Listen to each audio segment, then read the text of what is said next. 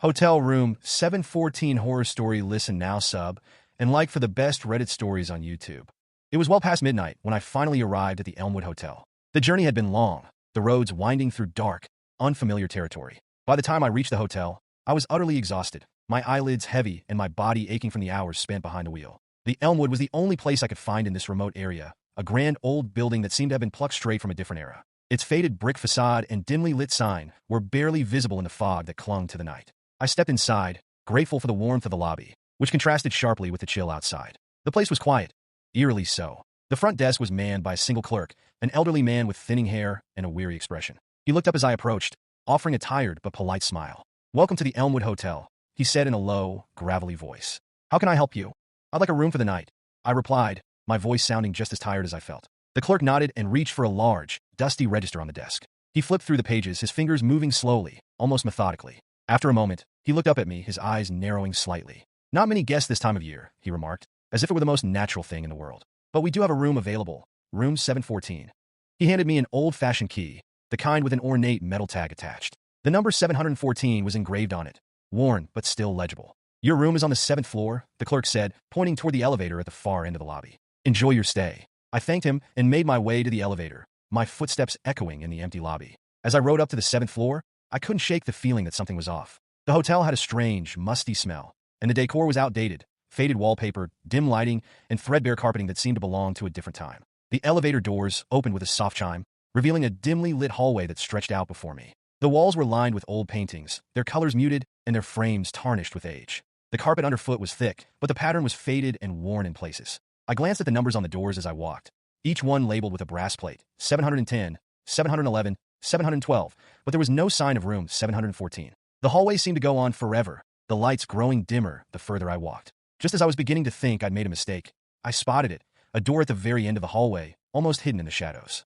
The brass plate on the door read 714, though the numbers were slightly askew, as if the plate had been hastily attached. I hesitated for a moment, a strange feeling of unease settling over me. But I was too tired to care. All I wanted was to collapse in a bed and get some rest. I inserted the key into the lock and turned it, the mechanism clicking softly as the door swung open. The first thing that struck me about room 714 was how old-fashioned it was. The furnishings were all impeccably clean, but they looked like they hadn't been updated in decades. The bed was a massive four-poster with heavy drapes that hung down on all sides. The wallpaper was a deep burgundy with an intricate floral pattern, and the carpet was a rich, dark green. A large wooden wardrobe stood against one wall, and an ornate vanity with a round mirror occupied the opposite corner. The room was illuminated by a single, dim lamp on the nightstand, casting long shadows across the floor. There was a television, but it was one of those old, boxy models from the 1980s, sitting on a wooden stand near the foot of the bed. The air was cool, almost cold, and there was a faint smell of mothballs and something else, something I couldn't quite place. Despite its age, the room was spotless. The bed was neatly made, the linens crisp and white.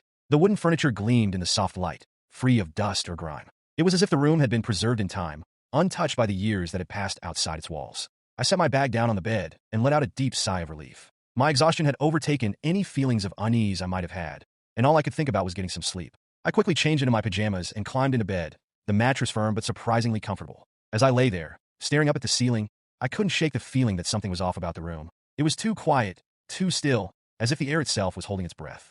But fatigue won out, and before I knew it, I had drifted off to sleep. I don't know how long I slept, but I was jolted awake by the sound of a phone ringing. The noise was sharp and piercing, echoing through the silence of the room. I sat up, disoriented, and looked around, trying to pinpoint where the sound was coming from. It was an old rotary phone, sitting on the nightstand next to the bed. I hadn't noticed it before. It blended in with the rest of the room's outdated decor.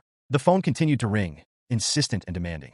My first instinct was to ignore it, but something compelled me to pick it up. I lifted the receiver to my ear, expecting to hear a voice on the other end. But there was nothing, just silence. I waited for a moment, my heart pounding, but still, no one spoke. Just as I was about to hang up, I heard it, a faint whisper, barely audible over the crackling static. "Please help me." The voice was distant, distorted, as if it were coming from a great distance. I felt a chill run down my spine as I strained to hear more, but the line went dead. I quickly hung up the phone, my hands trembling. The room felt colder now, the shadows longer and darker. I glanced at the clock on the nightstand. It was just after 3 a.m. The unease I had felt earlier had returned, stronger than before. I couldn't shake the feeling that I wasn't alone in the room, that something was watching me from the darkness. I tried to brush it off, telling myself it was just a prank call, a glitch in the phone system. But as I lay back down, I couldn't shake the image of the voice on the other end, pleading for help.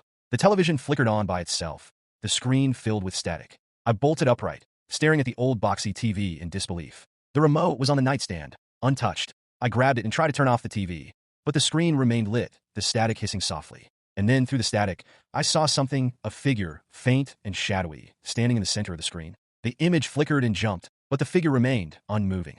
I couldn't make out any details, but it was clear that the figure was a person, watching me through the screen. My breath caught in my throat as I stared at the screen, unable to look away. The figure began to move, slowly at first, and then more quickly, as if approaching the camera. I fumbled with the remote, my hands shaking, and finally managed to turn the TV off. The room was plunged into darkness, the silence deafening.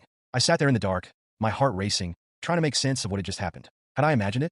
Was it some kind of glitch, a trick of the light? But deep down, I knew that wasn't the case. There was something wrong with this room, something deeply, terribly wrong. I knew I wouldn't be able to sleep after that. My nerves were shot, my mind racing with fear and confusion. I needed to know more about this room, about what was happening here. I got out of bed and began to search the room, hoping to find something, anything, that would explain the strange occurrences. I checked the wardrobe first, half expecting to find something hidden inside. But it was empty, save for a few wooden hangers that clattered together as I opened the door. The vanity was equally bare, its drawers containing nothing but dust. Finally, I turned my attention to the bed. I lifted the mattress, expecting to find nothing, but my heart skipped a beat when I saw it, a small, leather-bound book wedged between the mattress and the box spring. I pulled it out, my hands trembling, and opened it to the first page. The handwriting was neat and precise, the ink slightly faded with age. The first entry was dated nearly 50 years ago, July 3rd, 1972. I checked into room 714 at the Elmwood Hotel. The journey was long, and I'm exhausted, but there's something about this room that doesn't feel right.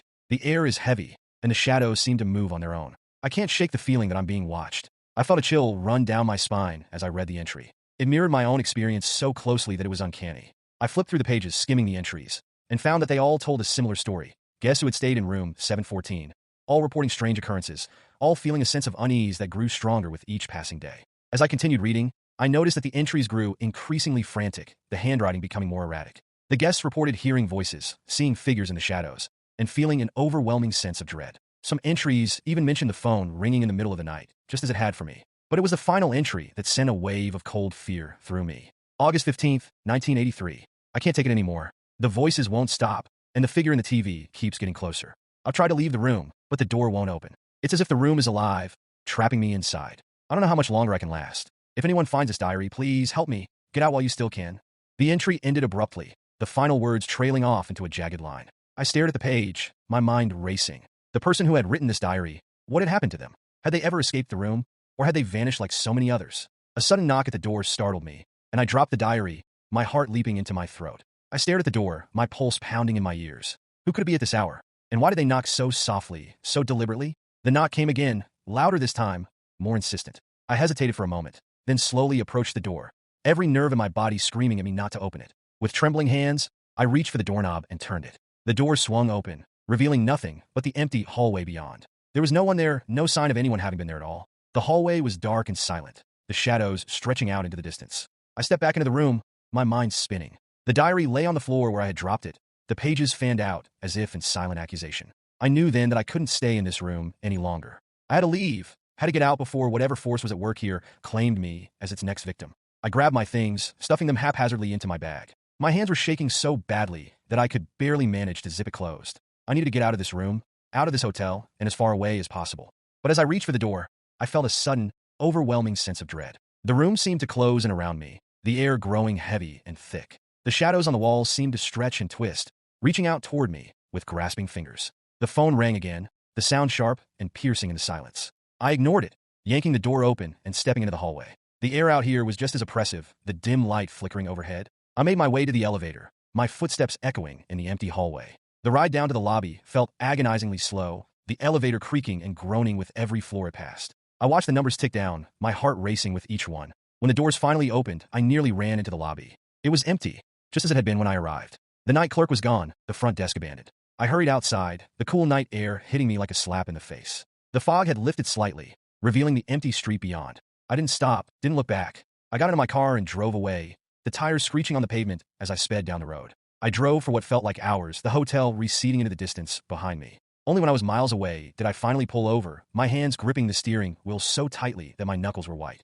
I took a deep breath, trying to calm my racing heart. The hotel was behind me now, but the memory of that room, of the diary, of the strange occurrences that had plagued me throughout the night, would stay with me forever. The next morning, I stopped at a diner in a nearby town, hoping to gather my thoughts and maybe find some answers. As I sipped my coffee, I overheard a conversation between two elderly men at the counter. They were talking about the Elmwood Hotel. You hear they're finally tearing it down? One of them said, his voice raspy with age. About time, too. That place has been a blight on this town for years.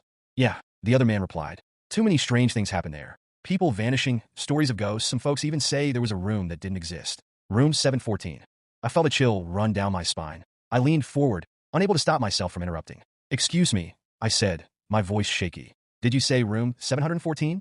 The men turned to look at me, their expressions wary. Yeah, the first man said slowly. Why? I stayed there last night, I stammered. The men exchanged a glance, their faces pale. You must be mistaken, son, the second man said. That room's been closed off for years. They sealed it up after what happened? What happened? I asked, my heart pounding. The first man sighed, shaking his head. It's just a story, but they say a man stayed there once years ago. He vanished without a trace, but not before leaving behind a diary. People who read it say it's cursed, that it drives you mad. I felt a wave of nausea wash over me. The diary, the phone calls, the figure in the TV, it had all been real. But the room itself, was it real? Or had I been caught in some twisted, supernatural trap? I never found out for sure. But I knew one thing. I would never set foot in the Elmwood Hotel again. Some places are best left forgotten. There's secrets buried in the past where they belong. As I left the diner, the sun shining down on the road ahead, I couldn't help but glance back over my shoulder, half expecting to see the outline of the hotel in the distance. But it was gone, as if it had never existed at all. And maybe, in a way, it hadn't.